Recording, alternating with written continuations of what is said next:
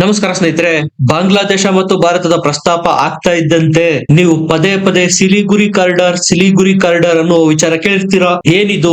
ಇದರ ರಕ್ಷಣೆಗೆ ಭಾರತ ಏನ್ ಕ್ರಮ ಕೈಗೊಂಡಿದೆ? ಭಾರತದ ಸೆವೆನ್ ಸಿಸ್ಟರ್ಸ್ ನಾರ್ತ್ ಈಸ್ಟ್ ರಾಜ್ಯಗಳಿಗೆ ಸಂಪರ್ಕ ಕಲ್ಪಿಸುವ ಒಂದೇ ಒಂದು ಮಾರ್ಗ, ಅದು ಚಿಕನ್ ನೆಕ್. ಬಾಂಗ್ಲಾದೇಶ ಇದಕ್ಕೆ ಧಮಕಿ ಆಗ್ತಾ ಇದ್ದಿದ್ದು. ಈ ಕಾರಿಡಾರ್ ಕೇವಲ 22 ಕಿಲೋಮೀಟರ್ ಅಗಲ ಇರೋದು. ಬಾಂಗ್ಲಾದೇಶ ಮತ್ತು ನೇಪಾಳದ ಮಧ್ಯೆ ಬರುತ್ತೆ. ಈಗಾಗಿರೋ ಸಮಸ್ಯೆ ಏನಪ್ಪಾ ಅಂದ್ರೆ, ಬಾಂಗ್ಲಾದೇಶ ಒಂದು ಏರ್ ಬೇಸ್ ಹೊಂದಿತ್ತು ಇಲ್ಲಿ, ಅದು ಆಕ್ಟಿವೇಟ್ ಇರಲಿಲ್ಲ, ಅದನ್ನು ಮುಚ್ಚಲಾಗಿತ್ತು. ಈಗ ಮತ್ತೆ ಆ ಏರ್ ಬೇಸ್ ನ ರೀಓಪನ್ ಮಾಡ್ತಾ ಇದೆ ಬಾಂಗ್ಲಾದೇಶ. ಭಾರತಕ್ಕೇನಿದೆ ಗೊತ್ತಾ ಟೆನ್ಷನ್? ಪಾಕಿಸ್ತಾನಕ್ಕೆ ಇನ್ವೈಟ್ ಮಾಡಿದೆ ಬಾಂಗ್ಲಾದೇಶ ಈ ಏರ್ ಬೇಸ್ ಅಲ್ಲಿ ಬಂದು ಜಾಂಡಾ ಉಡೋದಕ್ಕೆ. ಈಗ ಗೊತ್ತಾಗ್ತಾ ಇರ್ಬೋದು ಎಷ್ಟರ ಮಟ್ಟಿಗೆ ಬಾಂಗ್ಲಾದೇಶ ಭಾರತಕ್ಕೆ ಮಗ್ಗುಲು ಮುಳ್ಳಾಗಿದೆ. ಈಗ ಇದನ್ನ ಬಹಳ ಸೀರಿಯಸ್ ಆಗಿ ತೆಗೆದುಕೊಂಡಿದೆ ಭಾರತ.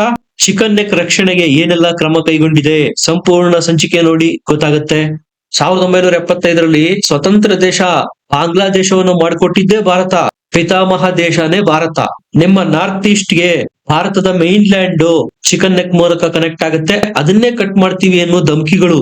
ಶೇಖ್ ಹಸೀನಾರಿಗೆ ಮನಸ್ಸಿಗೆ ಬಂದಂತೆ ಇನ್ವೆಸ್ಟಿಗೇಷನ್ ಮಾಡಿ ಮರಣದಂಡನೆ ಶಿಕ್ಷೆಯನ್ನು ಸಹ ಕೊಟ್ಟುಬಿಟ್ಟಿದ್ರು. ಈಗ ಇದೇ ಸಿಲಿಗುರಿ ಕಾರಿಡಾರ್ ನ ಅಕ್ಷರಶಃ ಭಾರತ ಅಭೇದ್ಯ ಕೋಟೆ ಮಾಡಿಟ್ಬಿಟ್ಟಿದೆ. ನೀವು ಚಿಂತೆ ಮಾಡೋ ಅಗತ್ಯನೇ ಇಲ್ಲ. ಈ 22 ಕಿಲೋಮೀಟರ್ ಸಿಲಿಗುರಿ ಕಾರಿಡಾರ್ ಭಾರತದ ಚಿಕನ್ ನೆಕ್ ಸಂಪೂರ್ಣ ಭಾರತದ ನಿಯಂತ್ರಣದಲ್ಲಿದೆ. ಇದು ಯಾಕಿಷ್ಟು ಇಂಪಾರ್ಟೆಂಟ್ ಅನ್ನೋದು ಹೇಳ್ತೀನಿ ಕೇಳಿ. ಇಷ್ಟು ದಿವಸ ಭಾರತ ಓಪನ್ ಆಗಿ ಯಾವುದೇ ನಿರ್ಧಾರ ತೆಗೆದುಕೊಳ್ತಾ ಇರ್ಲಿಲ್ಲ, ಡಿಫೆನ್ಸಿವ್ ಆಗಿ ಆಟ ಆಡ್ತಾ ಇತ್ತು. ಈಗ ಅಫೆನ್ಸಿವ್ ಅಂದ್ರೆ ಬಾಂಗ್ಲಾದೇಶದ ಸಂಬಂಧ ಭಾರತದ ರಕ್ಷಣಾ ನೀತಿಗಳು ಆಕ್ರಮಣಕಾರಿ ತಿರುವುಗಳನ್ನು ಪಡೆದಿರೋದು. ಈ ಸಿಲಿಗುರಿ ಕಾರಿಡಾರ್ ನಲ್ಲಿ ಏನಾದ್ರೂ ಸ್ವಲ್ಪ ಹೆಚ್ಚು ಕಡಿಮೆ ಬಂದಾಯ್ತು ಅಂದ್ರೆ ಭಾರತದ ಸೆವೆನ್ ಸಿಸ್ಟರ್ ರಾಜ್ಯಗಳಿಂದ ಭಾರತದ ಮೇನ್ ಲ್ಯಾಂಡ್ ಸಂಪರ್ಕವನ್ನೇ ಕಡಿದುಕೊಂಡು ಬಿಡುತ್ತೆ. ಭಾರತಕ್ಕೆ ಟೆನ್ಷನ್ ಯಾಕಪ್ಪ ಅಂದ್ರೆ, ಇತ್ತೀಚೆಗೆ ಬಾಂಗ್ಲಾದೇಶದಲ್ಲಿ ಸ್ಟೂಡೆಂಟ್ ಹೆಸರಿನಲ್ಲಿ ಪ್ರೊಟೆಸ್ಟ್ ಗಳಾಗ್ತಾ ಇರೋದನ್ನ ನೀವು ನೋಡಿರ್ಬಹುದು. ಧಮಕಿಗಳು ಬರ್ತಾ ಇದಾವೆ ಈ ಚಿಕನ್ ನೆಕ್ ನ ಕಟ್ ಮಾಡೋದಾಗಿ. ಈ ಹಿಂದೆ ಇಲ್ಲಿ ಒಂದು ಸೇನಾ ನೆಲೆ ಇತ್ತು ಬಾಂಗ್ಲಾದೇಶದ್ದು. ಈಗ ಆ ಸೇನಾ ನೆಲೆಯನ್ನ ಪುನಃ ಸ್ಥಾಪನೆ ಮಾಡ್ತಾ ಇದೆ ಬಾಂಗ್ಲಾದೇಶ. ರೆಡ್ ಕಾರ್ಪೆಟ್ ಹಾಸಿ ಪಾಕಿಸ್ತಾನಿಯರನ್ನ ಆಹ್ವಾನ ಮಾಡಿತ್ತು ಈ ಸೇನಾ ನೆಲೆಗೆ. ಶೇಖ್ ಹಸೀನಾ ಪ್ರಧಾನಿಯಾಗಿರುವವರೆಗೂ ಭಾರತ ವಿರೋಧಿ ಚಟುವಟಿಕೆಗಳು ನಡೆಯದಂತೆ ನೋಡಿಕೊಂಡಿದ್ರು. ಯಾವಾಗ ಈ ಮುಲ್ಲಾ ಯೂನಿಸ್ ಅಡ್ವೈಸರ್ ಅಂತ ಹೇಳ್ಕೊಂಡು ಅಧಿಕಾರಕ್ಕೆ ಬಂದ್ನೋ, ಪಾಕಿಸ್ತಾನದ ಹಾವಳಿ ಈ ಪ್ರದೇಶದಲ್ಲಿ ಜಾಸ್ತಿ ಆಯ್ತು. ಭಾರತಕ್ಕೆ ಎಚ್ಚರಿಕೆ ಇದು. ಚೈನಾ ಜೊತೆಗೂ ಮೀಟಿಂಗ್ ಮಾಡ್ತಾ ಇದೆ ಬಾಂಗ್ಲಾದೇಶ. ಪಾಕಿಸ್ತಾನದ ಸಹಾಯದಿಂದ ಚೈನಾದ ಜೊತೆಗೆ $2.2 ಬಿಲಿಯನ್ ಡಿಫೆನ್ಸಿವ್ ಅಗ್ರಿಮೆಂಟ್ ಮಾಡ್ಕೊಂಡಿದೆ ಬಾಂಗ್ಲಾದೇಶ. ಎಂತಹ ವಿಷಸರ್ಪ ಇದೆ ನೋಡಿ ಮಗ್ಗುಲಲ್ಲಿ. ಅಸ್ಸಾಂನ ಮುಖ್ಯಮಂತ್ರಿ ಹಿಮಂತ ಬಿಸ್ವ ಶರ್ಮಾ ಈಗ ಆಲ್ರೆಡಿ ಹೇಳ್ಬಿಟ್ಟಿದ್ದಾರೆ, ನೀವು ಭಾರತದ ಒಂದು ಚಿಕನ್ ನೆಕ್ ಮೇಲೆ ಕಣ್ಣಾಕಿದರೆ ಬಾಂಗ್ಲಾದೇಶದ್ದು 2 ಚಿಕನ್ ನೆಕ್ ಗಳಿದಾವೆ. ನೀವು ಚಿಕನ್ ನೆಕ್ ನ ಕಬ್ಜಾ ಮಾಡಿ ಸೆವೆನ್ ಸಿಸ್ಟರ್ ರಾಜ್ಯಗಳನ್ನ ಮೈನ್ ಲ್ಯಾಂಡ್ ಇಂದ ಸಂಪರ್ಕ ತಪ್ಪಿಸುವವರೆಗೂ ನಾವೇನ್ ಕಳ್ಳೆ ಬೀಜ ತಿನ್ಕೊಂಡಿರ್ತೀವ? ಇವರ ಜಿಯೋ ಪೊಲಿಟಿಕಲ್ ಲೊಕೇಶನ್ ಹೆಂಗಿದೆ ನೋಡಿ. ಸಂಪೂರ್ಣ ಭಾರತದಿಂದ ಸುತ್ತುವರೆದಿದೆ, ಇನ್ನೊಂದ್ ಕಡೆ ಸಮುದ್ರ. ಆದ್ರೂ ನಾವು ಭಾರತದ ಚಿಕನ್ ನೆಕ್ ನ ಕಟ್ ಮಾಡ್ತೀವಿ ಅನ್ನುವ ಅಹಂಕಾರದ ಸ್ಟೇಟ್ಮೆಂಟ್ ಗಳನ್ನ ಕೊಡುತ್ತೆ. ಹಾಗಾದ್ರೆ ಬಾಂಗ್ಲಾದ ಆ 2 ಚಿಕನ್ ನೆಕ್ ಗಳು ಯಾವುವು? ಒಂದು ಬಾಂಗ್ಲಾದ ರಂಗ್ಪುರ ಕಾರಿಡಾರು, ಇನ್ನೊಂದು ತ್ರಿಪುರಾದ ಬಾರ್ಡರ್ಗೆ ಹೊಂದಿಕೊಂಡಂತೆ ಬಾಂಗ್ಲಾದ ಮತ್ತೊಂದು ಚಿಕನ್ ನೆಕ್ ಇದೆ. ಈ 2 ಬಾಂಗ್ಲಾದ ಚಿಕನ್ ನೆಕ್ ಗಳ ಮೇಲೆ ಈಗ ಭಾರತ ಕಣ್ಣಾಕಿರೋದು. ಈ 2 ಭೂಪ್ರದೇಶಗಳನ್ನ ಭಾರತದಲ್ಲಿ ಸಮ್ಮೇಳನಗೊಳಿಸಿಕೊಳ್ತು ಅಂದ್ರೆ ಬಾಂಗ್ಲಾದ ಖೇಲ್ ಖತಮ್. ನೀವು ಮ್ಯಾಪ್ ಅಲ್ಲಿ ಪಶ್ಚಿಮ ಬಂಗಾಳದ ನಾರ್ತ್ ಈಸ್ಟ್ ಇಂದ ಸ್ವಲ್ಪ ಕೆಳಗೆ ಬಂದ್ರೆ ರಂಗ್ಪುರ ಅಂತ ಇದೆ, ಅಲ್ಲಿ ಒಂದು ಬಾಂಗ್ಲಾದೇಶ ನಿರ್ಮಿತ ಕಾರಿಡಾರ್ ಇದೆ. ಇದೇ ಬಾಂಗ್ಲಾದೇಶದ ರಂಗ್ಪುರ ಕಾರಿಡಾರ್ ನ ನಾವು ಪಶ್ಚಿಮ ಬಂಗಾಳದ ಜೊತೆಗೆ ಸೇರಿಸಿದ್ರೆ ಮುಗೀತು. ಇನ್ನೊಂದ್ ಕಡೆ ತ್ರಿಪುರಾದ ಬಾರ್ಡರ್ಗೆ ಹೊಂದ್ಕೊಂಡಿರ್ತಕ್ಕಂತ ಚಿಕನ್ ನೆಕ್ ಅನ್ನ ತ್ರಿಪುರಾ ರಾಜ್ಯದೊಂದಿಗೆ ಸಮ್ಮಿಲನ ಮಾಡಿದ್ರೆ ಮುಗೀತು. ಬಾಂಗ್ಲಾದೇಶ ಒಂದ್ ಕಡೆ ಭಾರತದ ಆಪರೇಷನ್ ಮಾಡೋದಕ್ಕೆ ಹೊರಟ್ರೆ ತನ್ನ ದೇಶದ 2 ಕಡೆ ಆಪರೇಷನ್ ಮಾಡ್ಬಿಡುತ್ತೆ ಭಾರತ. ಸ್ನೇಹಿತರೆ, ಒಂದು ರಾಜ್ಯದ ಮುಖ್ಯಮಂತ್ರಿ ಬಾಯಿಂದ ಈ ಮಾತು ಬರೋದು ಅಂದ್ರೆ ಸುಮ್ನೆ ಅಲ್ಲ, ಏನೋ ಒಳಗಡೆ ವಿಚಾರಗಳು ನಡೀತಾ ಇರುತ್ತೆ.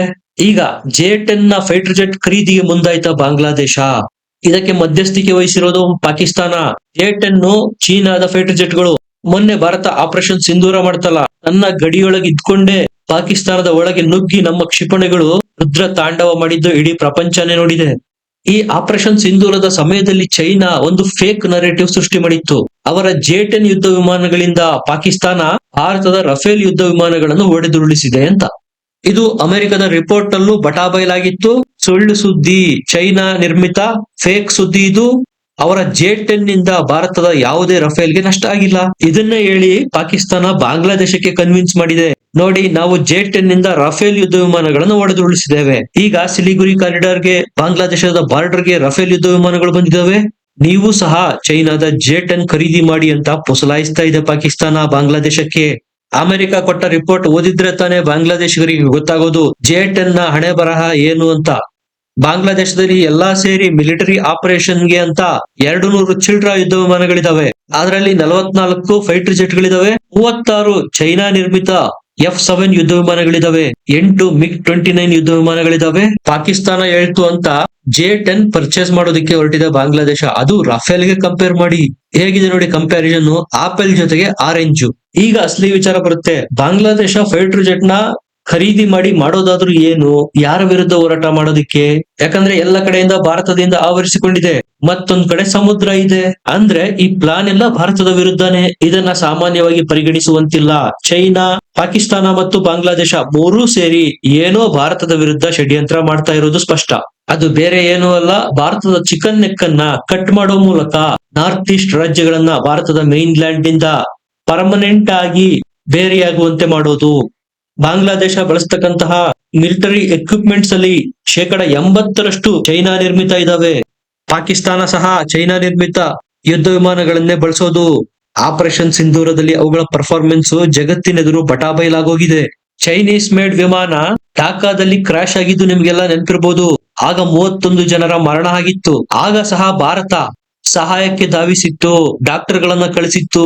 ಇಷ್ಟೆಲ್ಲ ಭಾರತ ಸಹಾಯ ಮಾಡಿದ್ರು ಅವರು ಪ್ರೀತಿ ಮಾಡೋದು ಪಾಕಿಸ್ತಾನ ಮತ್ತು ಚೈನಾವನ್ನ. ಪಾಕಿಸ್ತಾನದವರು ಬಾಂಗ್ಲಾದೇಶಕ್ಕೆ ಬರೋದೇನು, ಬಾಂಗ್ಲಾದೇಶದವರು ಚೈನಾ ಮತ್ತೆ ಪಾಕಿಸ್ತಾನಕ್ಕೆ ಹೋಗೋದೇನು, ಭಾರತದ ವಿರುದ್ಧ ಷಡ್ಯಂತ್ರ ನಡೀತಾನೆ ಇದೆ. ನಾವಂತೂ ನಮ್ಮ ಸಂಪೂರ್ಣ ತಯಾರಿಯನ್ನ ಮಾಡಾಗಿದೆ. ಭಾರತದ ಬಾಂಗ್ಲಾ ಗಡಿಯುದ್ದಕ್ಕೂ ಈಗ S-400 ಬಂದು ನಿಂತಿದೆ. ರಫೇಲ್ ಯುದ್ಧ ವಿಮಾನಗಳು ತೈನಾತಾಗಿದ್ದಾವೆ. ಒಟ್ಟು 3 ಹೊಸ ಮಿಲಿಟರಿ ಬೇಸ್ ಗಳನ್ನ ಸ್ಥಾಪನೆ ಮಾಡಿದೆ ಬಾಂಗ್ಲಾದ ಉದ್ದಕ್ಕೂ. ಅಸ್ಸಾಂನ ಧೂಬ್ರಿ, ಬಿಹಾರದ ಕಿಶನ್ಗಂಜ್, ಪಶ್ಚಿಮ ಬಂಗಾಳದ ಚೋಪ್ರಾದಲ್ಲಿ ಬಾಂಗ್ಲಾಗೆ ಕೌಂಟರ್ ಕೊಡೋದಕ್ಕೆ ಅಂತಾನೆ ಭಾರತ ಹೊಸ ಮಿಲಿಟರಿ ಬೇಸ್ ಗಳನ್ನ ಮಾಡಿರೋದು. ಅಷ್ಟೇ ಅಲ್ಲ, ಗಡಿಯುದ್ದಕ್ಕೂ ಈಗ ಬ್ರಹ್ಮೋಸ್ ಕ್ಷಿಪಣಿಗಳು ಬಂದು ನಿಂತಿದಾವೆ. ಒಂದಂತೂ ಸ್ಪಷ್ಟ, ಬಾಂಗ್ಲಾದೇಶ ನಮ್ಮ ವಿರುದ್ಧ ಡೈರೆಕ್ಟ್ ಯುದ್ಧ ಮಾಡುವ ದಮ್ಮು ತಾಕತ್ತಂತೂ ಇಲ್ಲ. ಹೆಚ್ಚಂದ್ರೆ ಏನ್ ಮಾಡ್ಬೋದು, ಪ್ರಾಕ್ಸಿ ವಾರು.